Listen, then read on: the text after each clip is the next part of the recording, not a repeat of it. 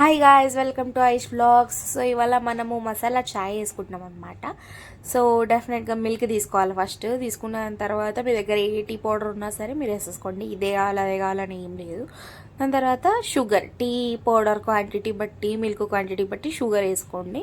వేసుకున్న దాని తర్వాత మీకు ఒకవేళ పాలు థిక్గా ఉన్నాయి అని అనిపిస్తే కొన్ని వాటర్ పోసుకోండి అందులో. అంటే దానికి తగ్గట్టు కొంచెం వాటర్ పోసుకోండి. లేదు ఓకే అనుకుంటే వాటర్ వేసుకోకపోయినా సరే, అది ఆప్షనల్. నేనైతే వేసుకున్నాను.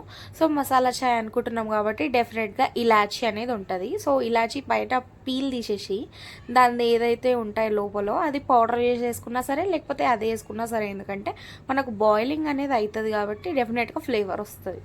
సో యా, అండ్ ఇప్పుడు మనం అంతా కలిపేసుకున్నాం ఒకసారి. అది పొంగు వస్తుంటే ఇప్పుడు అల్లం కూడా వేసుకోవాలి. అల్లం కావాలంటే దంచేసుకోండి, లేకపోతే చాకుతో కట్ చేసేసుకున్నా ఓకే. అల్లం వేసుకున్న దాని తర్వాత ఇట్లా పొంగు రావాలన్నమాట మనకు. ఇట్లా కొంచెం పైకి వస్తున్న దాని తర్వాత అది ఇంకా మసలడం స్టార్ట్ అవుతుంది. ఆ పొంగు కొద్ది కొద్దిగా తగ్గి మసులుతూ ఉంటుంది. మసిలిన దాని తర్వాత ఆ ఫ్లేవర్ అనేది టీకి పడుతూ ఉంటుంది అనమాట. సో డెఫినెట్గా నేను ఆల్రెడీ వేసిన చాకుపత్తా కూడా మసాలాదే. మళ్ళీ దాని తర్వాత మనం ఇంకొంచెం మసాలా యాడ్ చేసినాం. సో అట్లా మసిలిన తర్వాత మనకు టీ రెడీ అయిపోయినట్టే. మీరు కప్లో పోసేసుకోండి. వేడి వేడి మసాలా చాయ్ రెడీ అయిపోయిందనమాట. సో ఇట్లా అనమాట నేను తాగి చూసినాను. డెఫినెట్గా నాకైతే మస్తు నచ్చింది. మసాలా చాయ్ అంటే మసాలా చాయ్ లెక్క ఉంది.